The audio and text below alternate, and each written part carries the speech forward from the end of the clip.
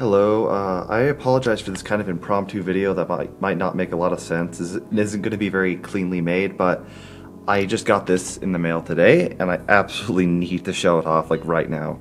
This is a Toshiba T5100. This is a 386 portable computer from the year 1987. This would have cost a pretty penny, I assume, back then, but it is in my hands now for less than $200. I love the depreciation of technology, but anyways, what drew me to this specific computer, if I can find it, look at that. That, my friends, is a gas plasma display. Yeah, it's the same, similar technology to what would have powered large screen televisions back in the early 2000s, besides LCD tech like that one, of course. But it's the same kind of technology. There's little plasma tubes inside, they're energized, and they produce light. In this case, a really beautiful orange light. This is like a night filter before the night filter was invented for laptop screens, and compared to the stuff that came after this, it would have been a lot more harsher on your eyes, like those twisted pneumatic displays, especially the early ones with terrible viewing angles, contrast ratios, really blurry, any motion on the text. And you can see the cursor blinking right here. There's no fade, I'm actually really impressed with the refresh rate performance on this screen. But here you can see that, well, it thinks it has a hard drive, but I don't think it does because I can't hear it. And it might still be in there, it might just be dead, it might be unplugged, I really don't know. Either way, that's not that big of a deal. I have an IDE to a compact flash adapter, so I'm going to put a little compact flash card in here and hopefully install Windows 3.1 to that. But obviously first that involves installing DOS. If you look here, it has a base system memory, of course, but also has a 3 megabyte expansion, which is pretty sick. This is the correct keyboard, and all of these are just standard. I don't think this has any additional options besides the RAM. In fact, I don't think there are any expansion options on this computer at all. There's some ports behind the handles, but that's just stuff built into the motherboard, which is kind of weird. I know some other portables at the time had at least one ISA slot, but I guess this one just doesn't. I really don't know. And obviously, despite this machine being in pretty great physical condition, the screen especially, I've seen a lot of these online. They have lines in them, or half of it's completely wrecked or it's scratched up. This has none of that. It's a crystal clear screen. This is the best you could basically ask for, I think, from a machine of this age. It does need a heavy cleaning. This keyboard is pretty nasty. And the keys are obviously in need of retro bright. That is way yellower than they should be. But I'm obviously not too worried about this because this is a great case otherwise, and the gray itself looks basically perfect. So while I'm at it, I'm going to be cleaning the keyboard and just making this machine more presentable and less disgusting to use. But once I get those floppy disks and hopefully get an operating system I can put on this thing, I will come back to you guys. Try to do that stupid snap transition thing, didn't end up working. Anyways, this thing needs a new CMOS battery. I didn't know what type this was, so bought this random one off of eBay, which ended up being an exact match, 3.6 volt lithium ion. It is spot welded though. I don't know how to properly remove this nor how to reattach it, so I just ended up friction fitting the battery in there, which seems to be holding for the time being. In the meantime, we can see this thing has an Intel 386, 16 MHz, and a Math-Co processor. I can't remember what I was pointing out in this clip, but I think I was just showing the screws and how you remove them. Yeah, I can't remember. Anyways, I wanted to take a look at the floppy drive, see what kind of condition that was in. And it seemed pretty good overall. I just put some white lithium grease on the screws, and it seems to be moving freely. Alright, now on to storage, which is also something we need to worry about. This is presumably the original hard drive that would have come with the computer. It looks original. And if it is that, it's going to be a 40 megabyte unit. On the side it says Connor Peripherals CP342. I haven't looked that up, but this looks about the age. It doesn't spin up, so I think it's broken inside, or the controller is bad. I honestly couldn't tell you which one. But I'm going to see if I can get this apart just to see what's wrong with it. And it's very interesting design on this.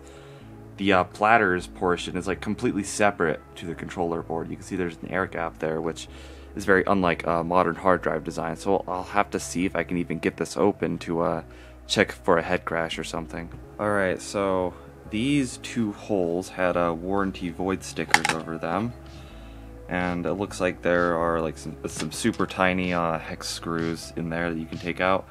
And looking over here, there's more hex screws you can take out. Sorry, it won't go into focus, but if I'm right, the drive mechanism actually slides out that direction instead of coming apart top and bottom like most modern hard drives, because this entire enclosure is welded together, which concerned me, but obviously they had to assemble this somehow. So I think once we remove this bottom bracket and the circuit board, we should have access to the head and platters. Alright, so I got the circuit board and the platters separated.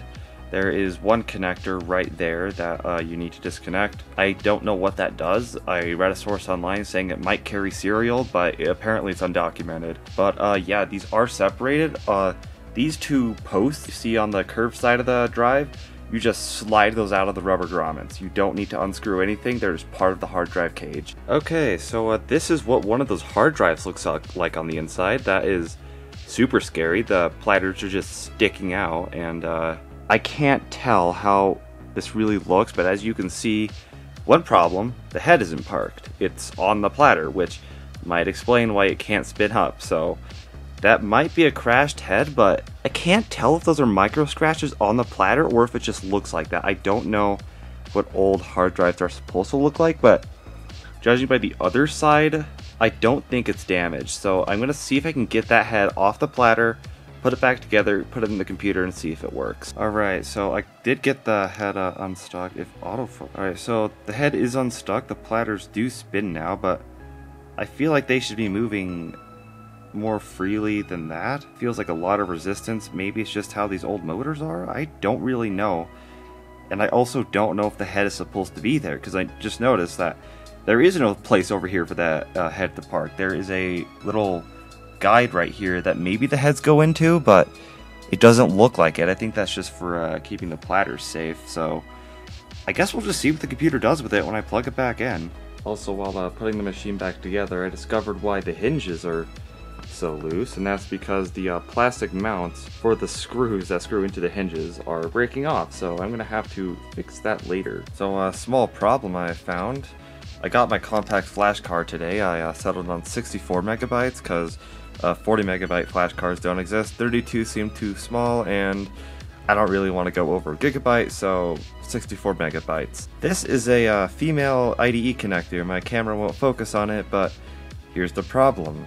The connector for the original hard drive is also a female IDE connector, which is a problem. I guess the hard drive uses a male connector, which I think would have been typical. I think this adapter might actually just be the problem, be the non-standard part here, but I'm gonna have to either get an adapter to connect this thing or figure out some other way to get this compact flash card to work with here. Additionally, this does take 5 or 3.3 volts on this rail right here, this connector, except this is a smaller floppy drive connector, not the Molex on the motherboard, which you can't see. It's kind of hidden in there. So I'm going to have to get an adapter for that too, or solder up something completely crazy. Also, I have an absolutely cursed idea right here. This hard drive is presumably dead. I can't get it to spin up. I don't hear it doing anything. But my theory is that the motor might be stuck, because if I spin it, it doesn't spin that freely. It should be spinning a lot more freer than that. So I think the bearings might have gone, and the motor simply doesn't have enough torque to get the drive spinning anymore. So I'm wondering, if I spin it up outside of the machine like this, can I get it to read or even just spin up? Should you do this with a old hard drive you have at home? Absolutely fucking not. This is going to destroy any data that's on it. If there's anything important on it, take it to a professional recovery center. Anyways, without any further ado, yeet. Or it looks like it doesn't have any power. I wonder if... Oh no, it says it has power. I wonder if the screen is just... Oh, it beeped. Screen isn't on. I think it might be because of the lid sensor, which is going to be in here. But I see the power LED, so that means it should be doing something. So let's press F1. That should get us past the screen. It's not trying to do anything. I don't hear or feel any torque on the drive. So yeah, and obviously these old hard drives are an absolute enigma. I frankly do not understand them. Okay, so I was right. Down there is just a open lid sensor. So if your Toshiba is not showing the display with the case off, just make sure you have something blocking that. The display does still work, but it's been hanging here for like 10 minutes now, and the hard drive isn't doing anything. I think it's desperately trying to find some sign of life from it, but that is clearly not going to happen at this point, so I think we're just going to scrap the hard drive and try something else. I do have to wonder if someone's been in here before though, because as you can see there are 2 missing screws from the spindle of the hard drive. I didn't take those out, and they also don't match the other 4 bolts holding the platters on, so I don't imagine they'd make this an intentional design choice, because that would make the platters off balance. So I'm thinking someone might have been in here before me, but I obviously cannot confirm that. In the meantime though, I decided to take apart this computer further, and there was a big PCB that was laying like this right there, and this is a I have no idea what this is. It is a something or other. I think that might be RAM, but it also has a pretty big chip on it that says Paradise 38315B PEGA2A. And here is a easy talk let's see, what is it? A T2400 it appears. This looks to be like a modem, I think.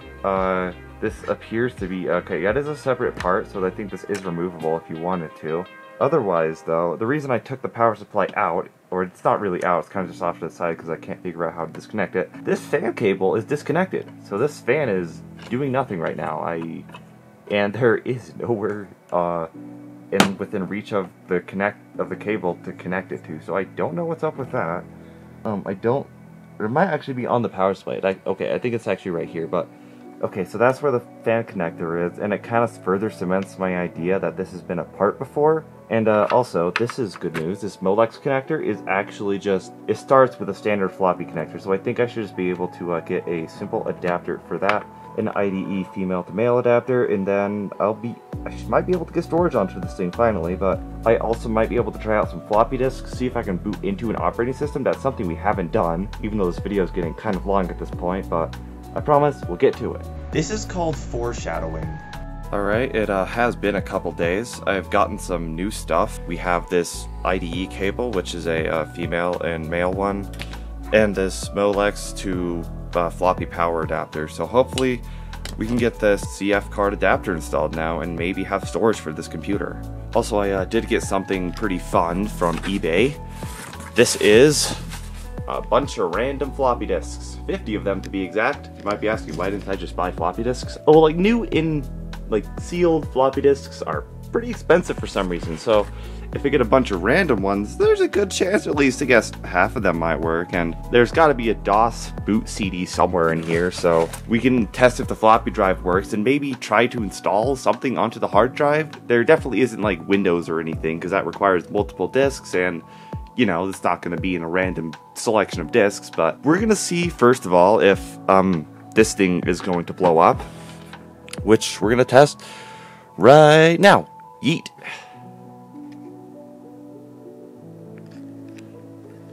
Okay, that's good. The fan I reconnected over there does appear to be working. Alright, so that means we haven't completely wrecked it yet. Also, I found a save button in there. Fruitiger arrow or whatever, I don't know. Also, unexpected upside is that, like, what is this? Who is Lorraine on this floppy disk? And what is a family tree journal? Like, I so need to see what is on this. Like this is just Microsoft games. What kind of games? I don't know. Oh, look at that. Windows 3.1 disk 3. That is very useless without the other, like, 5 disks it probably needs. Alright, we got the money disk right here. DOS 4.1. It's kind of bent to shit, but we're gonna see if it works. Yeet. I hear the drive doing something. Also, that isn't good. Yeah, I think that one is bent to shit. Okay, so yeah, we have 2 problems. My adapter is not recognized as, you know, having a hard drive controller. I don't know what to do about that, and as you can see, this floppy disk is royally fucked. So we're gonna have to find something else. I just want an operating system. So right after that happened, the computer started emitting a lot of smoke, like right out that fan. That smells horrible. Yeah, the screen just went black and then just smoke everywhere. And I ejected the disk. It's not the floppy doing something. I wonder if a capacitor exploded in there. I hope that's what happened, because that means otherwise it means I did something wrong, and that would be embarrassing. So yeah, this is the power supply, and I'm like 90% sure this is what did it. If you look at the casing for the power supply, yeah, there's a burn mark like right there, except the problem is I can't find any like obviously burnt or, you know, charred components on this power supply board, which is making my job a lot harder because usually it's really obvious. I remember seeing a video from the 8-bit guy. He had the same thing happen to him on, like, I think it actually was a portable computer, like an Osborne or a compact portable, I can't remember, but he had one. He replaced the capacitor or whatever exploded and he was fine. I'm just gonna have to figure out what actually exploded. Alright, I checked the motherboard like really closely. I looked for any burnt traces, any chips that have gone kaboom, any electrolytics that have blown up or bulging. All the electrolytics actually look fine, like even the ones on the power supply, like these are completely flat and firm. So I don't think it's that, and I can't figure out what on earth is wrong with this thing. So this is going to be kind of controversial, I know, for people who fix these computers, but I'm going to power this thing on and see what it does. If I can see what is causing, you know, the gigantic amount of smoke, then that's going to help me diagnose this. Here we go.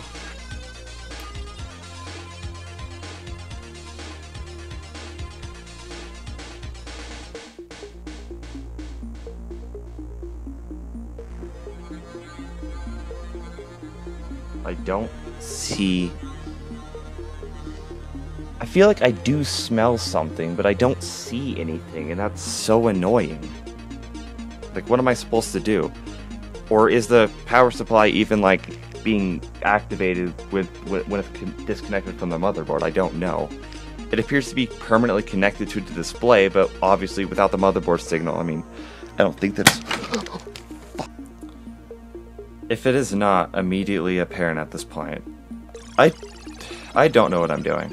I don't know what the fuck I'm doing. And I probably shouldn't be trying to learn on a rare piece of vintage technology. I don't know what happened right there. I think it managed to short out on a piece of plastic. If you're wondering why you don't have the power supply just by itself, it's because it appears to be permanently attached to the display. And I literally don't know what to do about that. I tried to, you know, add some insulation, but it looks like it slipped and I guess hit a piece of plastic, that bushing. Maybe, but it didn't hit anything else, and I am so confused as to why the hell that happened. I don't know enough about electronics to be able to figure out why this is happening and, you know, more or less how to fix it. But on the upside, I managed not to break anything. Yeah, I don't know where that smoke came from, but the computer appears to still work. Yeah, I guess we can maybe see if we can get something to boot in the floppy drive, but I'm just going to hold off from trying to modify anything else about this computer until I can figure out why that happened. So I'm just going through some of my disks to see if there's any that work. And I'm thinking that that's not going to happen because this thing probably needs a specific system disk. Because it says non-system disk, it doesn't say like non-bootable disk. And it says sometimes replace and press any key when ready, but this time it said replace and strike any key when ready. I don't know why that changed, which is really random, but we're gonna keep going and see if we can get anything to work. Okay, so I think I found out why the verbiage of the disks, you know, press a key or strike a key keeps changing. It's probably taking it from the floppy disk itself, which I didn't connect for some reason. I did get it to do something though. It says it's a PKware backup diskette. It's not bootable. That is farther than I've gotten so far. We still don't have an operating system, and I don't think any of these are operating systems, but we're gonna try something.